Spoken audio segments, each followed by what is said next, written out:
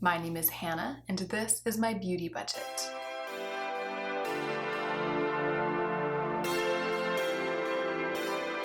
It's time for another Empties video, and as you may have observed, if you didn't know already, Joe and I are moving. We are currently in the middle of packing to move.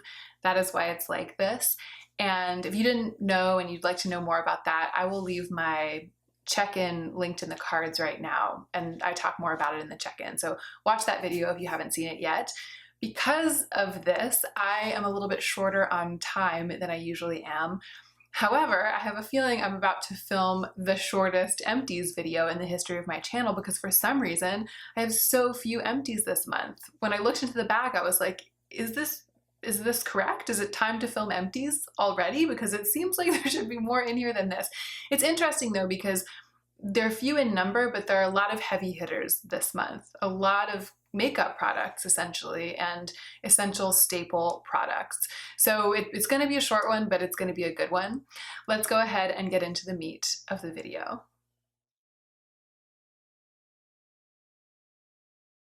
So first, here in the skincare category, I used up my last bottle of the Simple Hydrating Cleansing Oil. I really love this. It's a simple cleansing oil, not just the brand, but that's what it is. It's just pretty straightforward, mostly grapeseed oil, which is my cleansing oil ingredient of choice. And this is a very inexpensive product. I think it was something like $7 or $8 for a bottle. I think this is discontinued. I haven't tried to repurchase it yet because in the interim, when I was almost finished with this, I received a cleansing oil from Optical, the one from Schouler, which I'm using, and so I haven't had to repurchase this category yet. There might still be some floating around, there might still be some on Amazon, on Target, etc. If I can find a listing for this product, I will link it down below. But when I run out of the one I'm currently using, I might have to either experiment with making my own, which is something I've thought about doing, or search for a replacement cleansing oil that is inexpensive enough for me to purchase. I finished this bottle of what I would call, I think, my holy grail primer. This is the Urban Decay Optical Illusion Complexion Primer. I found this to be a rather divisive product when I've seen it reviewed on YouTube. I know that Love Heatherette likes this primer. I actually got the chance to meet Heather recently and hang out with her. I've been watching her for ages. She's like an old school project panner on YouTube, and she really likes this product. We actually talked about it when she was here, and then I saw her recently review it on her channel. But I've seen a lot of people talk about not liking this because it's very, very thick. And I like it because it has oils in it. It's kind of oil-based. I feel like that's a misleading thing to say because it comes out really thick. It pumps out like a thick, pasty primer. I almost feel like it's a liquid version of the Tatcha skin canvas, silk canvas. I've tried that. I had a little sample pot of it for a while, and this feels the same to me. It has the same effect, the same everything, except that it pumps out in a liquid. But if you imagine like gooping up that Tatcha primer and putting it in a pump and then pumping it out like a really hard, stiff, thick pump, that's what this is like. I just feel like they're really similar and they have similar effects on the skin. However, because this is oil-based instead of water-based, it mixes well with my skincare because I frequently use oil and then sunscreen as my final steps, and so I tend to have usually a kind of slick or oily surface of my skin when I'm going ahead and applying primer. And this just, it suits my skincare routine very well. It tends to blend with it instead of pilling. So I love this. I also love, it's a slight pink cast and it tends to even and brighten my skin tone. Sometimes on a really good skin day, I would sit down and start doing my makeup and I would put this on and then I would be like, oh, I'm done now. Like my skin looks better enough just with this that I didn't feel like I needed to do anything except for spot conceal. So I really love this product. It's also a little bit pore filling. Here's the deal. I'm swimming in primers. I've been talking about how I'm a lipstick magnet. I'm actually a primer magnet these days. I seem to be getting a lot of primers either as gifts from people or in PR. And then I actually did buy a primer recently. I have yet to talk about that, but I will in a video that's upcoming. Yeah, it's like primers everywhere and all the boards did shrink. Primers everywhere, nor any drop to drink. It's like rhyme of the ancient primerers over here. Ordinarily, I would repurchase this. I repurchased this during my no-buy year, I believe, when I used up my last little drop of primer and I didn't have any primer. This was my choice. And if I had no primer, I think this would be my choice again. I think this is always going to be the one if I can only have one. But I don't feel like I can in good conscience buy it, and I don't love it so many thousands of times more than all of the other ones that I'm testing that I feel like I need to buy it so that I always have it on hand. It's not like that. Sorry, it's not like that. But yeah, that I've said all I need to say. I'm gonna keep on keeping on with all of the primers that I have. I've been getting back into more glowy primers, surely because of the season change. I'm sure that's what it is. And this is not really, it's a brightening, but it's not a glowy primer. If anything, it's slightly mattifying. So I'm particularly fine doing without it for now for that additional reason. Here's a little sample I wanted to tell you about. This, shoot, what was it even called? The only oil, the one oil? Shoot, the everything oil. That's what it's called, the everything oil. So this was a sample that I received at the Indie Beauty Expo. And I was intrigued because the people, the women who were running the company had this beautiful booth, and it was like the everything oil, the everything oil. And I'm really into having an all-purpose oil. I'm really into powerful, nourishing, all-purpose oil as part of my skincare. So I went up to them and I was like, tell me about your everything oil. And it is mostly prickly pear seed, or maybe it's pure prickly pear seed oil. I think that's what it is. I'll link it down below and you guys can find out more about it if you want. It is very potent and very lovely, and I am really glad that I got to try it. I used it for several days. I loved how it made my skin feel. It's a lovely and I think a bit pricey. I don't think it's astronomically expensive, but it's definitely kind of like a luxury all-purpose oil. If you're interested in getting something like that from an independent woman-owned brand and from kind of like a cool small brand, then this could be one of your contenders. And I do think that the claims are true in that they say that it's gonna do wonderful things for your skin. I think there are a lot of oils that do wonderful things for your skin. So to me, it's not, again, it's like not thousands of times better than all the other oils I've ever tried, but I wouldn't turn my nose up at this oil. I actually think it's really special. It has one drawback, and that is the smell. It has a very, very potent, almost animal smell. And to tell you the truth, I kind of like that because it makes it feel pure and unadulterated. It makes it feel like it hasn't been pasteurized. I don't know if you pasteurize oils, but you guys know what I'm saying. It makes it feel like unstrained, raw. It makes it feel like a raw ingredient. And I think that it is. I think that it's like a really, really potent raw ingredient oil. When Julene was here, I was putting it on and I was like, what do you think of the smell of this? And she smelled my hands and she was like, it smells like wet ass on a hot day. So that pretty much says it all. If you can't stand that, you probably wouldn't like this.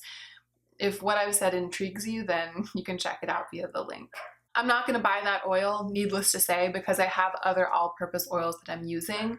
If I ran out of all of them,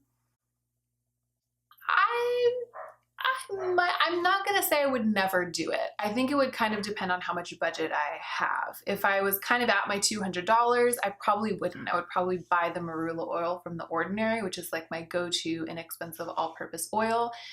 If I were flush, if I had a gift card to wherever I could buy it, if I had saved my budget for a couple of months and I was, you know, feeling spendy, I might invest in that. I really did like how it made my skin feel. I had this little sample of a Sicily product. It's the L'Integral Anti-Age Day and Night Cream. I just use it as my night cream for 2 nights in a row. I just put a thick layer on, slept in it. It was perfectly fine. Lovely, actually. Both mornings I was like, this is lovely. It was very lovely. It did what a nice thick layer of night cream does for me when it works out well, but there's no way that I would buy a Sicily product for that category. I just go through those kinds of creams too quickly. I've said this over and over again about different relatively expensive night creams. It's just not worth it to me. In that category, I need something cheap, but it's never been more true than it is with the Sicily that it would be too expensive for me to buy something in this category. It was nice to use this little sample, but it's not for me. Similar story kind of with this product. This is the Dr. Jart Pear. I believe it's the tiger grass. It doesn't say tiger grass on here, but maybe they changed the name. It's just the Dr. Jart kind of redness reducing, calming, moisturizing cream. It's a nice product, and I did the same thing with this. I use it as a night cream once in a while and it was perfectly fine.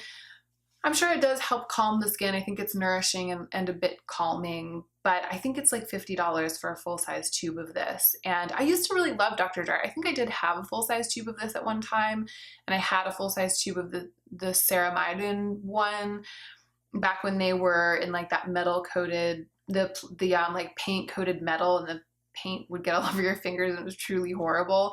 I think they've updated the packaging if this little thing is any indication.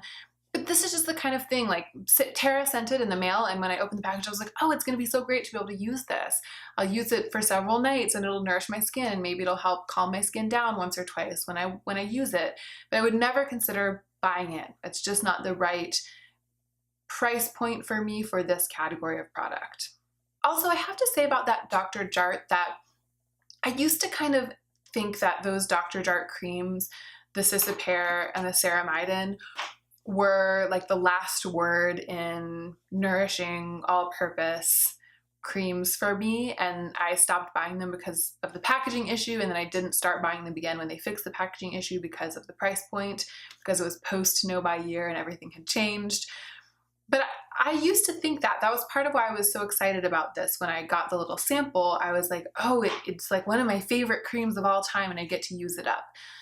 But I was less impressed by it this go round. When I wake up in the morning, after having coated my face with a layer of cream for sleeping, I like to feel kind of a cool, plump feeling. I like my skin to feel this kind of, almost like it's been bandaged overnight and it's really sort of been stewing in the juices of whatever I've put on it. I don't know if I'm describing this very well.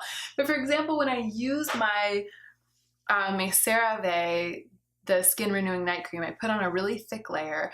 When I wake up in the morning, my skin just feels so cool and moist and plump and damp and smooth.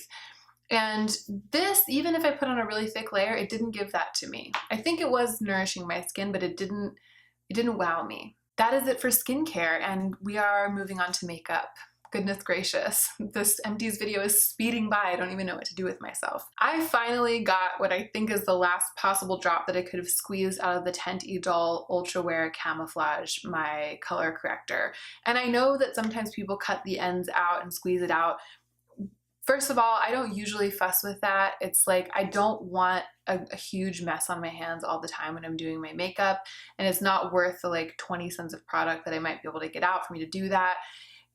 So that's not usually really my style, but also I've kept this so far past when I could barely squeeze any out that I can't even count the number of times I've like squeezed from the bottom and squeezed every last bit up that I could possibly get. So even if I were to cut off the tip and get a few more uses out of it, I don't think there's really much more. I've tried really, really, really hard. And the last several times I tried, I really, truly couldn't get anything out. This is a great color corrector. It's very, very dense and intense and really provides good coverage. And so I was only using the teeniest, tiniest bit at a time and really shearing it out. You've seen me use it every time I've done kind of like a fresh skin face in a tutorial of any kind. I've always used this. And it lasted for ages. I mean, I think I've had it for possibly 2 years. I've had it for at least 2 years because I bought it when we still lived in Michigan, and we've been in LA now for 2 years. So this has probably lasted 2.5 years, maybe 2.25 years. And I've used it almost every day. That's how super intense this is. That's how pigmented it is and how little you need to do the job.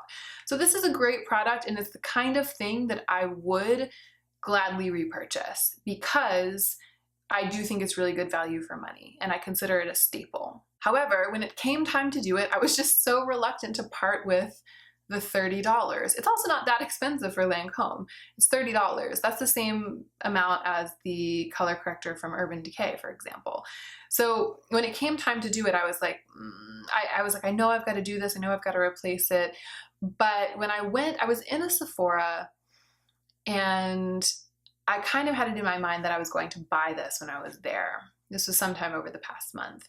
And instead I started poking around the store. I started looking for an alternative.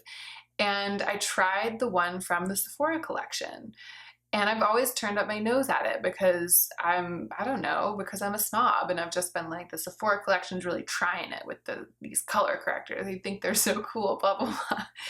I tried it and it was so serum-y that as soon as I put it on, I was like, no way, like there's no way this is gonna do the job.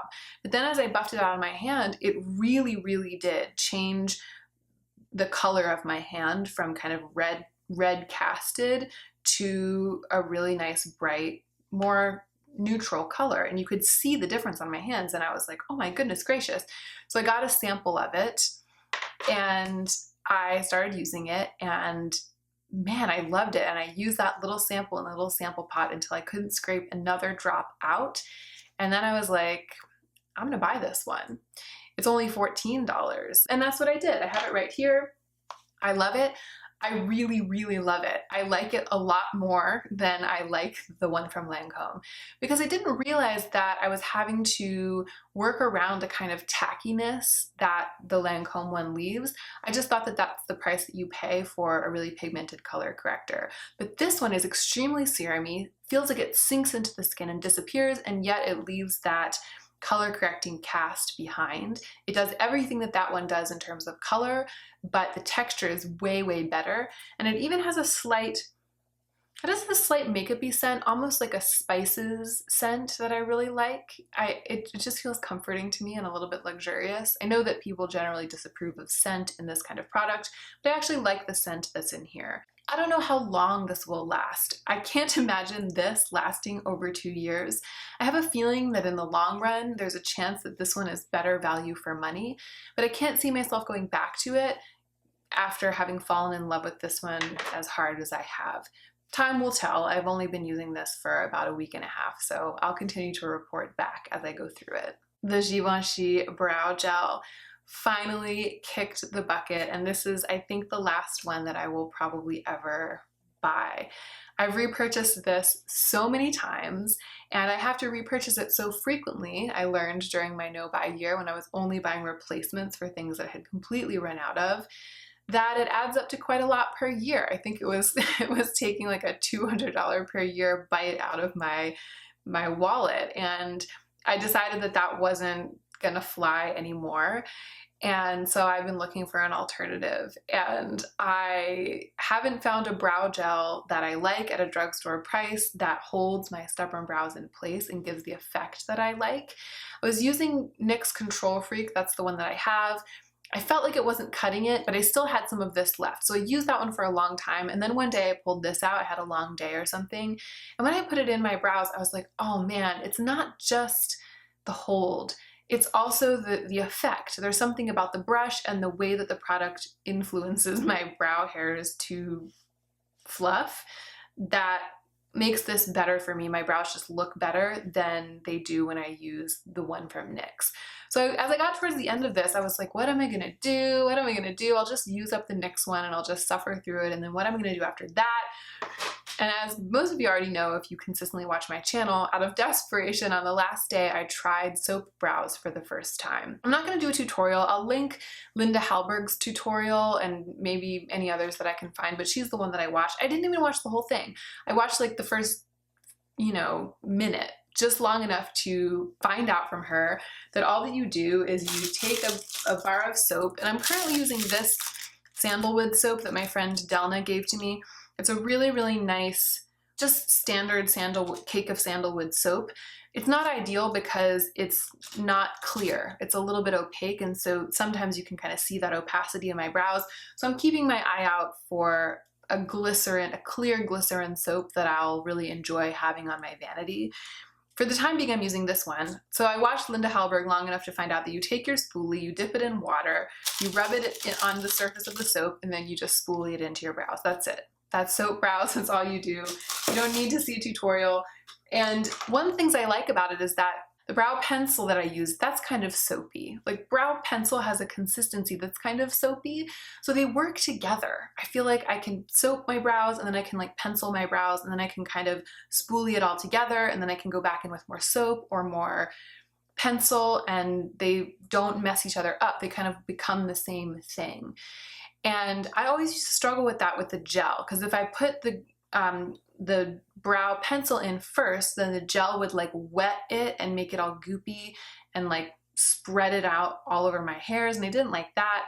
If I put the gel in first and then I started penciling, sometimes it would be hard to kind of get in there because the gel would have dried crusty, and sometimes when I did get in there, the pencil would break up the shape that I had created with the gel, and I could just never, even with the Givenchy one, I was never able to satisfactorily like have them work in tandem. With the soap brows, they work beautifully in tandem, and the soap just does a magnificent job of styling the brows. It's a very bedhead look for the brows. It's like a really, really great hair product that really, really gets into your hair and makes it look the way that you want it to look. There's just something ineffable and perfect about it, and so inexpensive. I mean, I'm gonna buy a different cake of soap, but I don't have to. I could just keep using that one literally for the rest of my life. So I may pass along that NYX Control Freak brow gel and just use soap from now on. I'm not gonna buy another brow gel. And the last little makeup product that's in here is this. It's the IT Cosmetics Superhero Mascara. I've said several times that this is my favorite mascara, but I don't think I want to repurchase it. And I didn't purchase this, it was a gift from Judy. So I could purchase it. I mean, I have a little mini of this mascara that someone sent me, so that's what I'm using now. I don't have any other black mascara right now. So I am going to have to buy a mascara probably in maybe a month. I think those little minis can last kind of a long time actually. But I don't think it's gonna be this one. Even though I really love it, here's how I feel. It's my favorite mascara in this sense.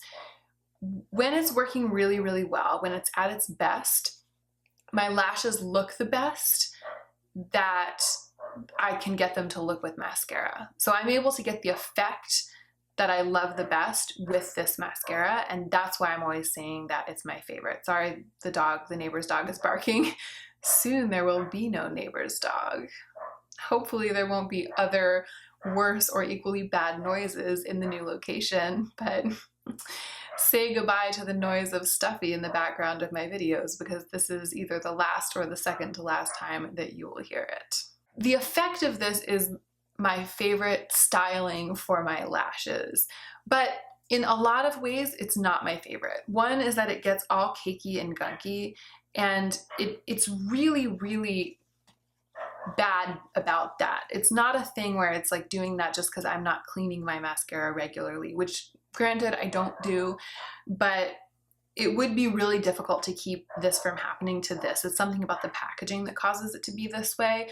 I've had lots of mascara in my life and this hasn't happened to it, so it's not me, it's this, I promise. I could be super vigilant about it and keep it clean if I really, really wanted to, but I don't want to spend my time that way. So there's that problem. And then also, I feel like this dried out before I had really used enough of what's in here. And it's dried out in this funny way where it's really gotten all stuck into the brush, and it's quite stiff, and the brush is quite spiky. I like how the brush works on my lashes, but it means that as it dried out, I was still able to use it, but it was like hurting. And I almost felt like it was so stiff that the brush was pulling on my lashes and maybe even like hurting my lashes a little bit. And I got to the point where I was just like, every time I took this out, I was like, I could make it work, but I don't want to go through that right now. It's too stiff, it's too hurty, and it's too much effort, and I'm worrying that it's like pulling out my lashes or damaging my lashes. So I made the judgment call that it was time for this to go, because it's gotten so gross and it's gotten so stiff and difficult to use. And that experience, the way that it aged, basically has made me not want to spend the money on this in the future. There are plenty of other mascaras that I like perfectly well that are either around the same price point or less that aren't going to cause as much angst and that I'll be able to use to get the really dramatic lashes that I love. So I think I'm moving on from It Cosmetics Superhero, at least for the time being. I think that in spite of having like 2.5 empties, I've still managed to probably fill like 30 minutes of video with this chatting. When will I ever learn? I'm doing my best, you guys. Hopefully you enjoyed the video. I really, really appreciate you watching, and hopefully you are remembering to take really good care of yourself right now so that you can be the most effective version of yourself as you do your work in the world.